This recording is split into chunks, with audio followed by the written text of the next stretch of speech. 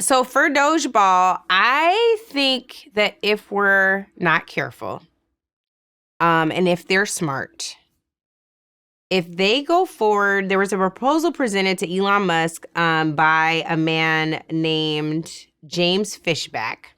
I don't know who this man is, but I stayed on Twitter, unlike some of the folks who couldn't wait to haul ass. He presented a proposal to Elon Musk for a tax credit of $5,000 per household from all of the alleged savings that they were seeing from Doge's efforts. All of the cuts they're making to programs, the jobs they're cutting, all of that this money would be redistributed to the American people vis-a-vis a tax credit. Some people are calling this stimmy checks. Some people recognize that it's a tax credit. And I think the most important thing here is that this would only go to people who file taxes in tax year 2025.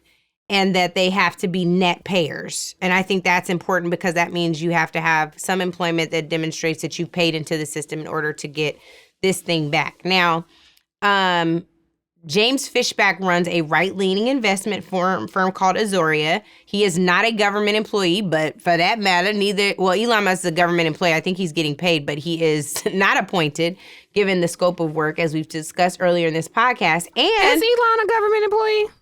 I think he gets paid. Don't he get a check? Special government employee is the designation. He's collecting a paycheck. Our tax dollars are paying the world's richest man.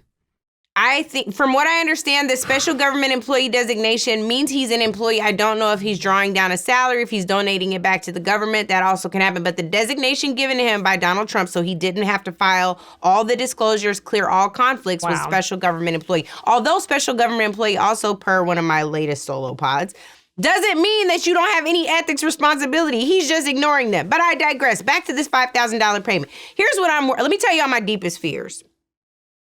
My deepest fears is that people won't read the 4-page memo and they will only read the headline from Fortune or Forbes that says Elon Musk mulls giving Americans a $5,000 check based on Doge savings. Who is it coming from? This is from Fortune. No. The check. Whose bank account? This is coming from when you file your taxes with the IRS. So the government. Yes. Elon Musk, a non-full-time employee of the government, not confirmed, in a department that doesn't exist, is going to make a decision about whether or not to rebate us $5,000 from our own money? Well, to be clear, or is he going into his billionaire, wealthiest man in the world status and writing the check from himself? He's not writing the check. So just so we're clear, he did say in response to James Fishback from wherever this place is, this right-leaning investment firm that launched an anti-woke ETF last year as well. James Fishback, he told James Fishback, I will have to run it by the president. But the headline is killing me, Tiff, because we read headlines sometimes too. Elon Musk mulls. Definitely don't. That's giving what I'm asking. Americans. No, I know why. I was getting back into what you're saying, but I'm trying to give credit, the little bit of credit I can give him, a Doge crypto coin credit to Elon Musk for saying he would at least have to ask the president. Here's my point, though. Donald Trump is the same man that held up stimulus funds to ensure that his name was on the check going out to American people. Donald Trump is smart with marketing in a lot of ways. He reaches people just by repurposing and repackaging things. He's still getting credit for stimulus checks when Joe Biden also did stimulus checks. Joe Biden doesn't get that credit. And and when the first stimulus check that had his name on it came from Democrats who were in control of the Congress. We're the appropriators, remember? I know clear. You know this. We know this. You know this, but we had to talk about this on doorsteps. My biggest fear is that people see a $5,000 tax credit headline. And they forget everything else that has happened. The dismantling of DEI programs that would ensure a grant for your kid doing research that could save lives. The money that is taken away from HIV/AIDS related care on the continent. The fact that they are making fun of the men in Mozambique who were going to be a part of a grant where they would be circumcised to prevent the widespread of HIV/AIDS on the continent. All of the things that are taking place where they're seeing it as waste, fraud, and abuse without really asking asking the people who are in charge of these programs, what are they for? If you get a $5,000 credit, but you suffer a $50,000 or $100,000 loss, friends, was it worth it? So I don't want to look like a hater by any means necessary. Lolo and I were talking about this earlier too. But I got to tell y'all the truth. I have an obligation to tell you all of the ways in which we are being hit on an education level, on a health human services level, on a HUD level, eventually, on a treasury level, on an IRS level, all the places where your data has been compromised. Do you know if there was a court case to talk about how your private information was accessed and you can prove direct harm to the point of what we were talking about earlier, you would get paid out. Your settlement would be larger than $5,000 damn dollars. So I want to be clear about the wolf in sheep's clothing. I want to be clear about the many ways in which we're being bamboozled. I cannot even imagine what it's like for somebody who's never seen a $5,000 check and what this might mean to them. But I want you to know your life is so much more valuable than this check, than this tax credit, however it makes its way to you. Everything that is being lost right now across the board for veterans, for small children, for our elders, for the people who are sick in our country, for the people who are differently abled in our country, I don't know that it's worth it. Let me tell you, I know the answer. It ain't worth it because this is the big deal. This is the big deal because these are distractions, including this $5,000. And I'd love to have $5,000 more dollars in my pocket so I can pay more on my legal debt that's sitting out there, right?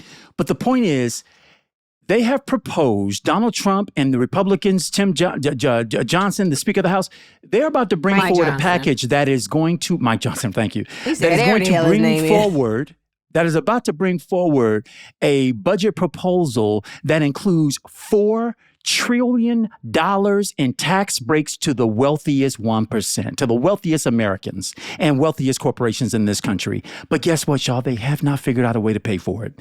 And they have already given us a clue around how it is that they're going to pay for Trump's tax breaks. Do you want to know where it is coming from, folks? Healthcare.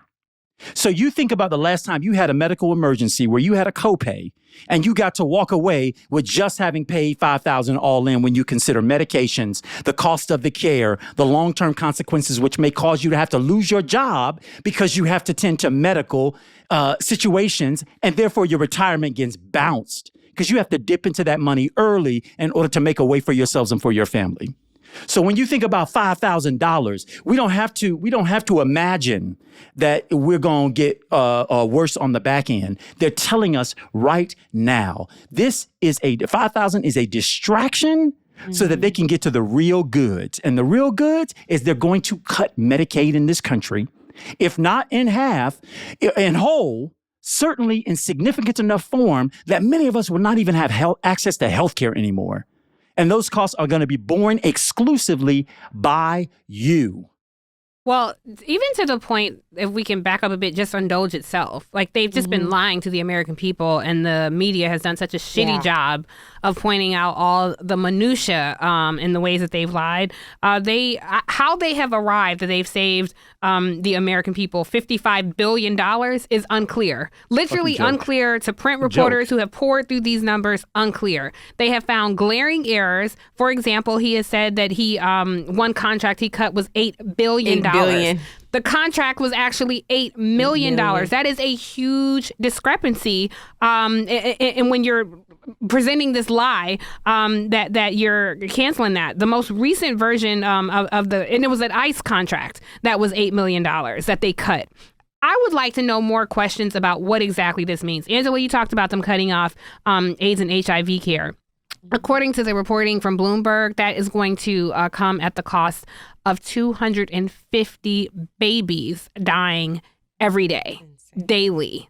Now, for all the people who are self-proclaimed pro-life, this administration that you voted for is literally costing lives.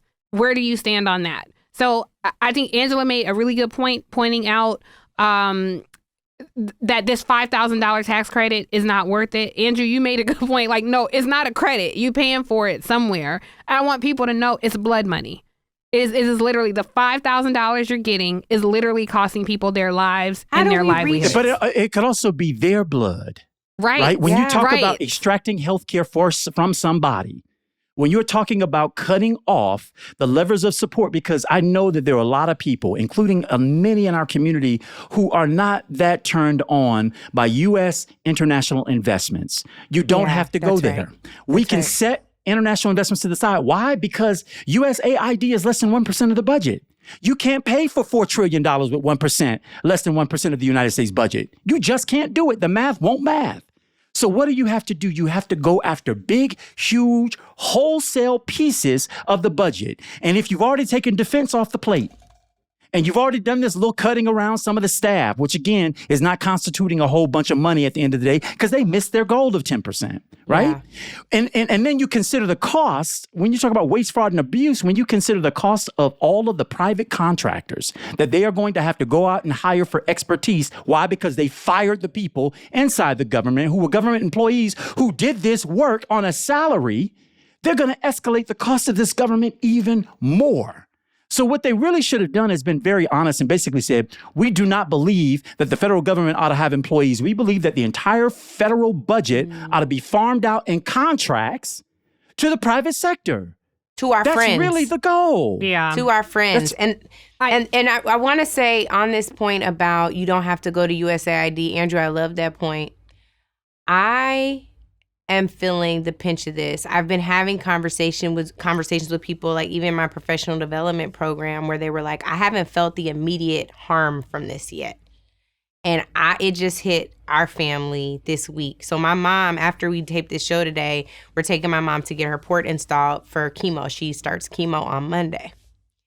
And the place where we're entrusting my mom's care with Fred Hutchinson just announced that they are ending all their diversity, equity, and inclusion programs.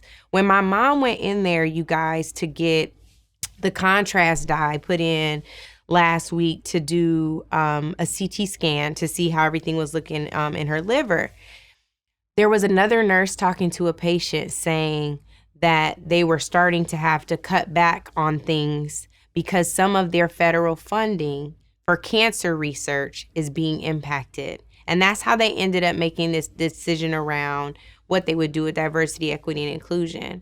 Now, everything in me, you all know, is screaming to raise hell about what this might mean for the very few Black oncologists that work at Fred Hutch, what this might mean for the nursing staff, for the folks who do acupuncture and rehabilitation, what this might mean for our opportunities for the Black women who are overwhelmingly and disproportionately harmed by triple negative breast cancer.